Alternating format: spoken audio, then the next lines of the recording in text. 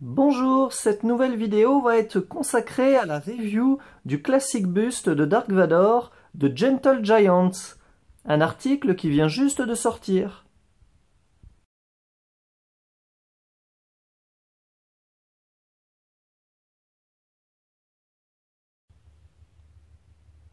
Gentle Giant a sorti de nombreux bustes depuis 2002.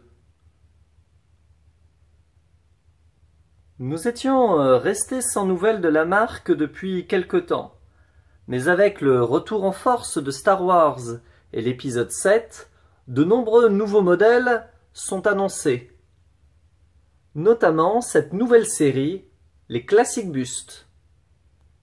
Le packaging reprend tous les codes de ce que faisait Gentle Giant jusqu'à présent. La boîte ressemble beaucoup aux autres boîtes des bustes. Donc malheureusement là vous pouvez voir qu'à cause d'un transporteur peu scrupuleux, la boîte est arrivée grandement abîmée.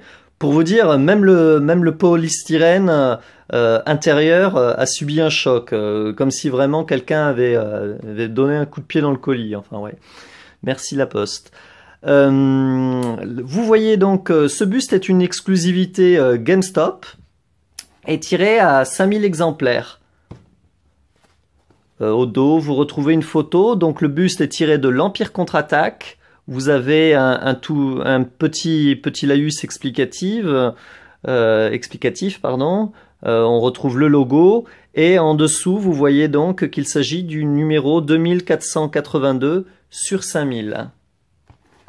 Alors, comme il est mis justement au dos de la boîte, avec ces classiques bustes, ils ont voulu s'inspirer des cultures antiques et grecques et romaines pour produire les bustes. Effectivement, comme à l'époque de la Rome antique, vous aviez des bustes de sénateurs, d'empereurs disposés sur des colonnes. Alors les petites colonnes doriques, corinthiennes.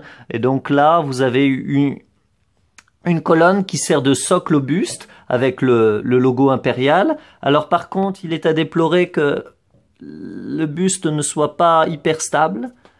Sinon de qualité, il est vraiment très bien fini. Alors je dois dire que j'adore beaucoup le travail qu'ils ont fait avec la cape qui tombe sur le côté. C'est vraiment une très belle représentation du Seigneur Sith. Afin de vous permettre d'appréhender la taille de ce nouveau buste, je l'ai mis à côté de celui-là. Alors il y a quelques années, je crois dans les années 2005, Gentle Giant avait sorti d'autres classiques bustes, donc ils appelaient ça, je crois, les classiques mini bustes. Vous aviez Kit Fisto, un Snowtrooper, je crois un TIE Pilot, et donc la Reine Amidala. Et là, en les mettant bien côte à côte, on voit qu'on parle pas du tout de la même chose avec ces classiques bustes.